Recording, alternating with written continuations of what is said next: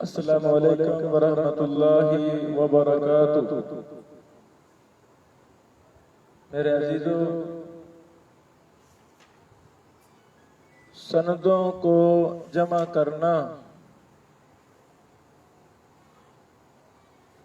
یہ مستقل ایک فن ہے۔ تحقیق میں، تخریج میں جس کو سندوں کو جمع کرنا نہیں آتا وہ تحقیق نہیں کر سکتا۔ کل سے ہماری کلاس یہی جاری ہے کہ حدیث کے طرق کو جمع کیسے کرنا ہے۔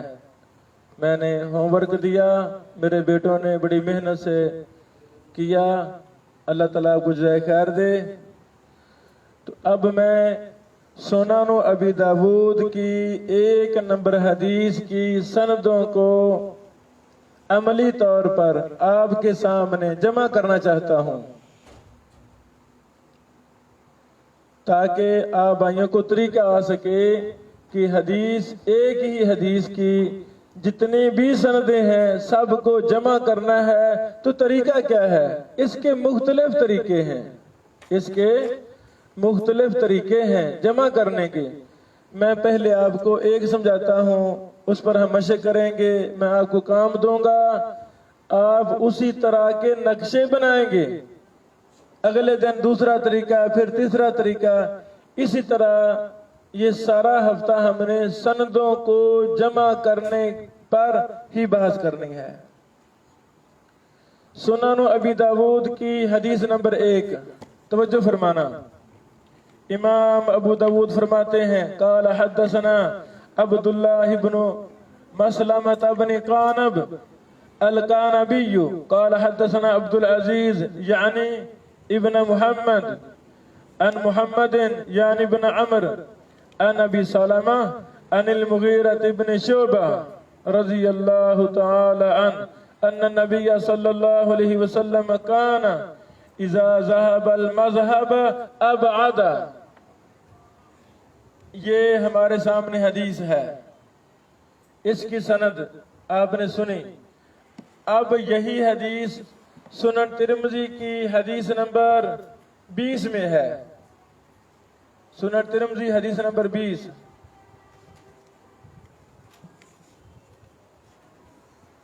کہاں حدیث؟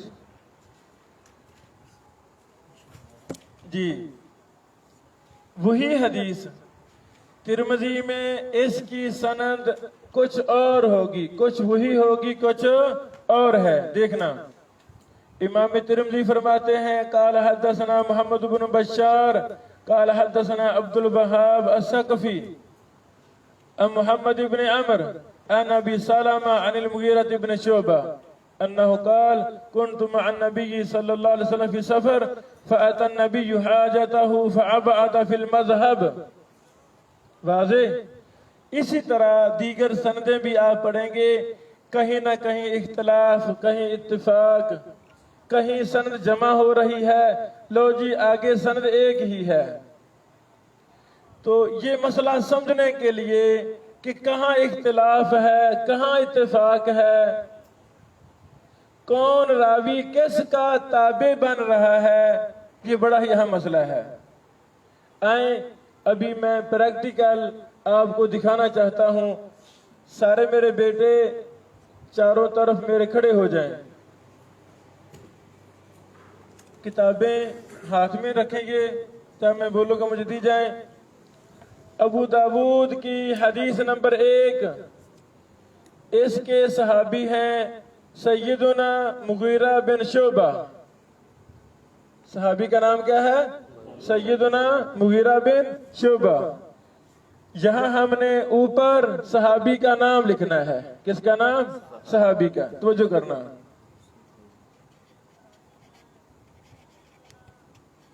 مغیرہ رضی اللہ عنہ۔ اب ہم سنن اربع اور صحیح ابن خزیمہ کی مدد سے آپ کو سندیں جمع کروانے کی مشق کروانا چاہتے ہیں. یہ حدیث بخاری مسلم میں نہیں ہے. اگر بخاری مسلم میں بھی ہوتی تو ہم اس کی بھی سند یہاں جمع کر لیتے. توجہ فرمائیں. سیدنا مغیرہ بن شعبہ سے بیان کرنے والے راوی ہیں ابو سلمہ.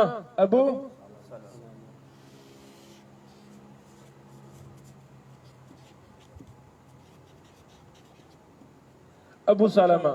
ان کے شاگرد ہیں محمد بن عمر. کون ہے؟ محمد بن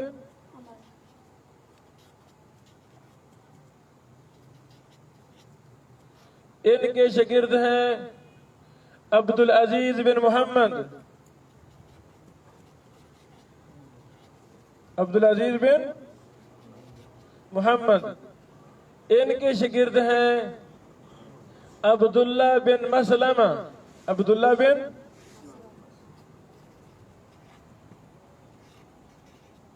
مسلمہ. عبداللہ بن مسلمہ کے شاگرد کون ہیں؟ امام ابو داود رحمہ اللہ. امام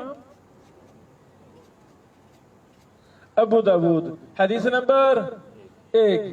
حدیث نمبر 1. یہ میں نے اشارہ کر دیا حدیث نمبر 1 کا. میرے عزیزو، اب ہمارے سامنے سنن ابی داود کی حدیث سند وہ مرتب موجود ہے. امام ابو داود عبداللہ بن مسلمہ سے بیان کرتے ہیں، وہ عبدالعزیز بن محمد سے، وہ محمد بن عمر سے، وہ ابو سلمہ سے، وہ سیدنا مغیرہ بن شعبہ رضی اللہ تعالی عنہ سے. بیٹو یہی حدیث سنن ترمذی حدیث نمبر 20 ہے. دینا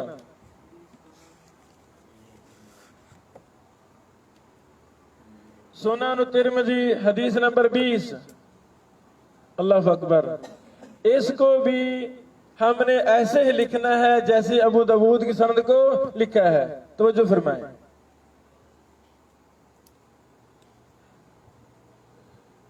اس حدیث میں وہی صحابی مغیرہ بن شعبہ ہیں، وہی حدیث ہے. مغیرہ بن شعبہ سے بیان کرنے والے ابو سلمہ ہیں. ابو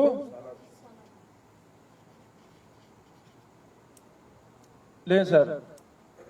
ابو سلمہ سے بیان کرنے والے محمد بن عمر ہیں. محمد بن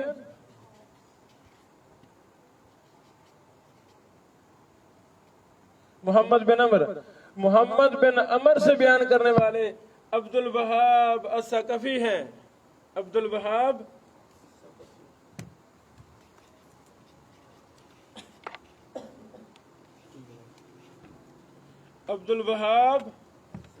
ثقفی. عبد الوہاب ثقفی سے بیان کرنے والے محمد بن بشار ہیں. محمد بن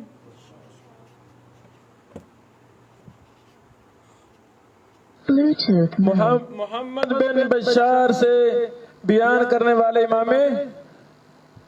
امام ترمذی ہیں. حدیث نمبر 20 ہے.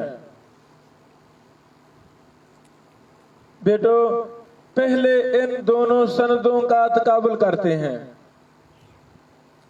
مغیرہ بن شعبہ رضی اللہ تعالیٰ عنہ کا ایک ہی شاگرد ابو سلمہ بیان کر رہے ہیں. ابو داود میں بھی ترمذی میں بھی. صحیح. ابو سلمہ کا ایک ہی شاگرد محمد بن عمر ابو داود میں ہے، وہی شاگرد ترمذی میں ہے محمد بن عمر. محمد بن عمر سے آگے اختلاف شروع ہو رہا ہے. ایسے ابو داود میں محمد بن عمر کا شاگرد عبدالعزیز بن محمد ہے. ترمذی میں محمد بن عمر کا شاگرد عبد الوہاب ثقفی ہے. یہاں سے سند مختلف ہو رہی ہے، الگ طریق، الگ جہت بن رہی ہے. محمد بن عمر تک سند متفق ہے، ایک ہی سند ہے. اس کے آگے سند مختلف ہو رہی ہے. آگے عبدالعزیز بن محمد کا شاگرد عبداللہ بن مسلمہ ہے، تو دوسری طرف عبد الوہاب ثقفی کا شاگرد محمد بن بشار ہے. واضح؟ یعنی یہاں پر ہماری سندیں جمع ہو رہی ہیں، یہاں پر اس کے آگے ہماری سند مختلف ہو رہی ہے۔ ابھی ہم اگلی کتاب دیکھتے ہیں، اس کی سند بھی لکھتے ہیں، سنن نسائی حدیث نمبر 17۔ بیٹو یہ سنن نسائی ہے، حدیث نمبر 17 ہے۔ سیدنا مغیرہ بن شعبہ رضی اللہ عنہ اس حدیث کے راوی ہیں۔ مغیرہ بن شعبہ سے بیان کرنے والے ہیں ابو سلمہ۔ کون؟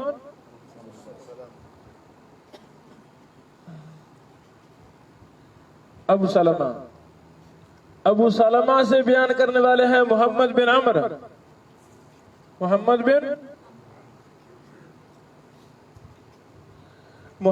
بن عمر سے بیان کرنے والے ہیں اسماعیل۔ کون؟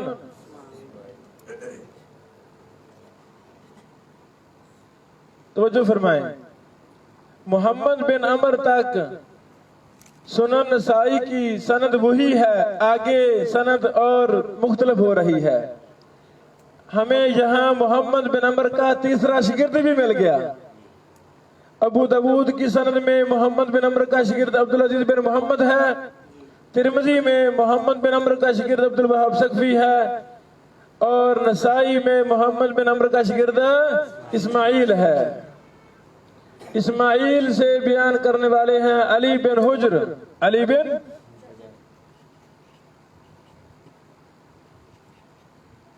حجر، علی بن حجر سے بیان کرنے والے امام نسائی ہیں۔ کون؟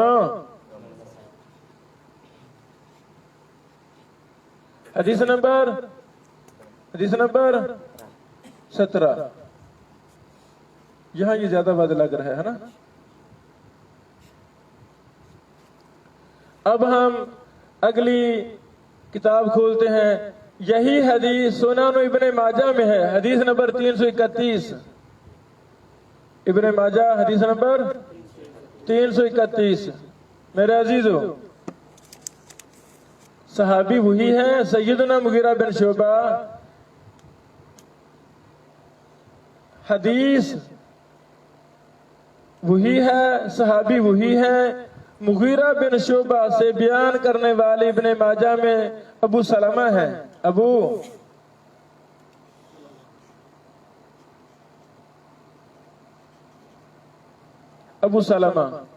ابو سلمہ سے محمد بن عمر بیان کرتے ہیں۔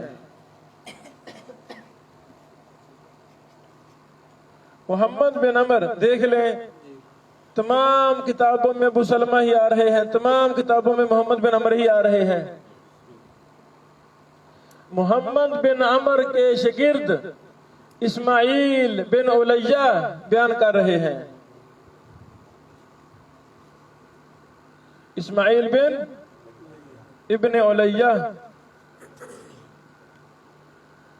توجہ فرمانا، سنن نسائی میں بھی محمد بن عمر کا شاگرد اسماعیل تھا، اور ابن ماجہ میں بھی محمد بن عمر کا شاگرد اسماعیل بن علیہ ہے۔ اسماعیل کے شاگرد ابو بکر بن ابی شیبہ، ابو بکر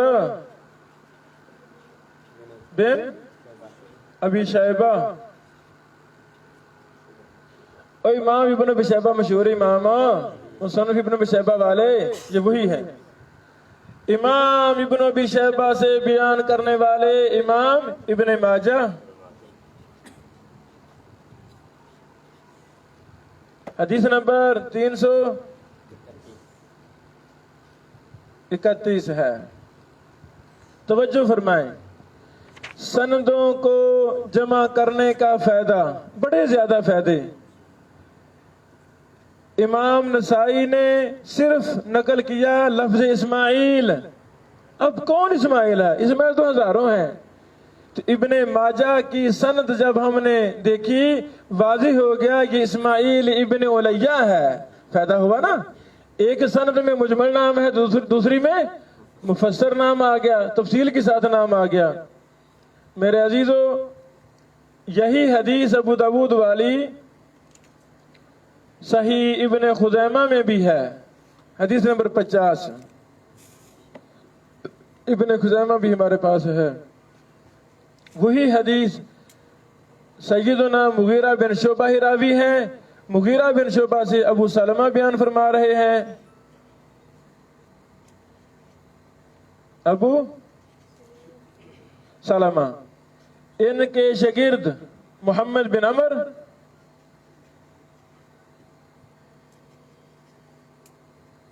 توجہ فرمانا، محمد بن عمر کے پیچھے اسماعیل ابن جعفر، اسماعیل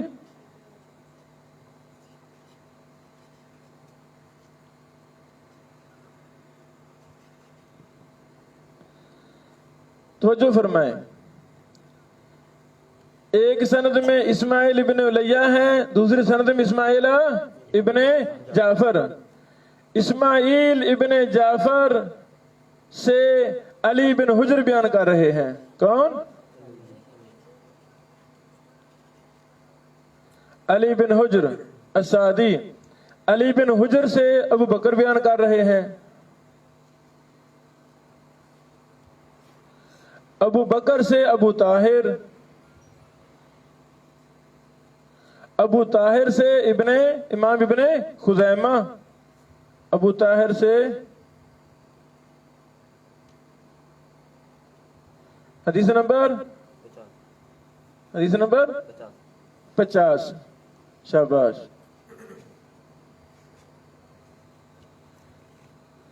ابھی ہم نے ابو داود کی حدیث نمبر 1 کو سنن اربع سے تلاش کیا، ہمیں مل گئی. ابو داود، ترمذی، نسائی، ابن ماجہ، سنن اربع. پھر یہی حدیث ابن خزیمہ سے ہمیں مل گئی. آپ اس کو سرچ کرتے جائیں، یہ مستدرک حاکم میں بھی ہے اور بھی کتنی کتابوں میں ہے. آپ ایک ایک سند کو سرچ کرتے جائیں، اس طرح نقشہ بناتے جائیں. آپ کو عملی مشق کے لیے ہم نے ان 4-5 کتب کا انتخاب کیا. کیا آپ اسی طرح نقشہ بنا سکتے ہیں؟ اب اوپر صحابی کا نام لکھنا ہے، اس کے بعد جیسے ہم دیگر نقشے بناتے ہیں اسی انداز میں یہ نقشہ بنانا ہے. اس طرح سند لکھنی ہے الگ الگ. اچھا، اب ہم نے سند کو سمجھنا ہے.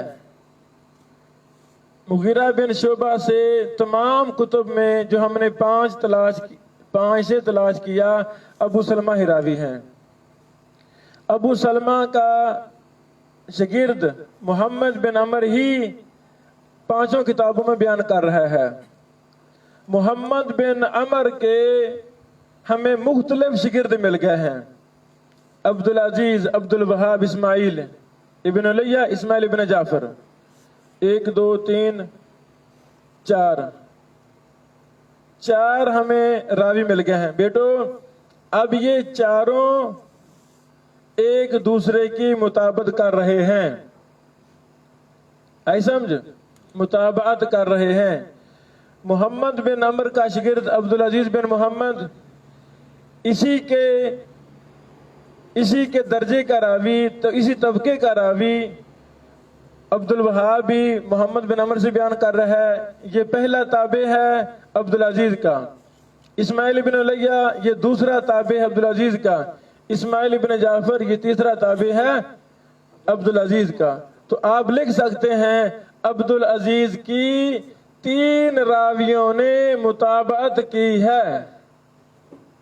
شیخ البانی رحمہ اللہ کی کتابیں، دیگر محدثین کی کتابیں، وہاں بار بار آتا ہے تابعہ فلان و فلان و فلان. تو اس کا یہ مطلب ہوتا ہے مطابقت کی ہے. اللہ نہ کرے ایک سند میں ضعیف راوی آ گیا ہے، دوسری سند میں اسی جگہ ثقہ راوی آ گیا ہے، تو ضعیف کی وجہ سے سند ضعیف ہے، لیکن ثقہ تابع کی وجہ سے وہ بھی صحیح ہو جائے گی. ایسا سمجھ. دوسرے لفظوں میں کلاس فیلو ایک دوسرے کے کیا ہوتے ہیں؟ مطابق ہوتے ہیں ایک دوسرے کے. استاد نے سبق پڑھایا، جی بیٹو سبق سناؤ. ایک کہہ رہا ہے استاد نے یہ کہا، دوسرا کہتا ہے استاد نے یہ کہا، اپوزٹ ہوگا کام. تو اب دوسرے بچے ایک ہی حمایت کرتے ہیں، نہیں جی استاد نے یہی کہا تھا. تو ہم کہہ سکتے ہیں نصر اللہ بیٹے کی تمام بچوں نے مطابقت کی ہے، جبکہ عبد الرحیم کی مطابقت کسی نے نہیں کی. یہاں سے ہی علت واضح ہوتی ہے، یہاں سے ہی سند کا اختلاف واضح ہوتا ہے. آگے سمجھے. اچھا، اب عبد العزیز کا آگے شاگرد ابو داؤد میں عبداللہ بن مسلمہ ہے، تو آگے ہر سند میں الگ الگ شاگرد ہیں، ہر سند میں الگ الگ شاگرد ہیں. مجھے امید ہے کہ آپ اس آسان ترین طریقہ کے مطابق سند کو جمع کر سکتے ہیں. اوکے. اب اس میں جو دیگر باریکیاں ہیں، ہر راوی پر بحث کرنی ہے، وہ ہم پچھلے ہفتے میں طریقہ آپ کو سمجھا چکے ہیں. حدیث کی تخریج کرنی ہے، وہ بھی ہم نے آپ کو پورا ہفتہ لیکچر دیے ہیں، 25 ہمارے لیکچر وہ موجود ہیں اسی مسئلہ پر تخریج کیسے کرنی ہے، تخریج کی باریکیوں پر. پہلے ہم نے جب تخریج کریں گے تو ہمیں پتہ چل جائے گا یہ حدیث کن کن کتابوں میں ہے، حوالے لکھ لیجئے.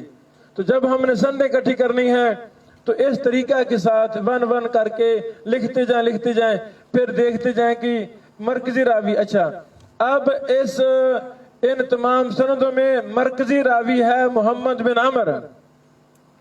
جہاں پر سند اکٹھی ہو رہی ہے، جہاں پر یہ پہلا آسان ترین طریقہ ہے. اگلی مجلس میں اس سے کچھ مختلف اور طریقہ ہے جمع کرنے کے، میں وہ سمجھا رہا ہوں. ابھی سارے میرے بیٹے میں ان کو کام دے رہا ہوں، اس کے مطابق مجھے وہ سند جمع کر کے چیک کروائیں گے. اسی انداز میں چیک کرنا ہے کام. پہلا گروپ ابو داؤد کی حدیث نمبر 2 کی سند جمع کرے گا، گروپ نمبر 2 حدیث نمبر 3، گروپ نمبر 3 حدیث نمبر 4، گروپ نمبر 5 حدیث نمبر 6. واضح؟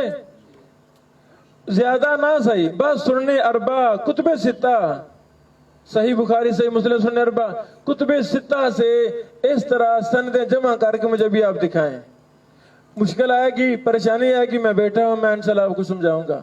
بارک اللہ فیکم. السلام علیکم ورحمۃ اللہ وبرکاتہ.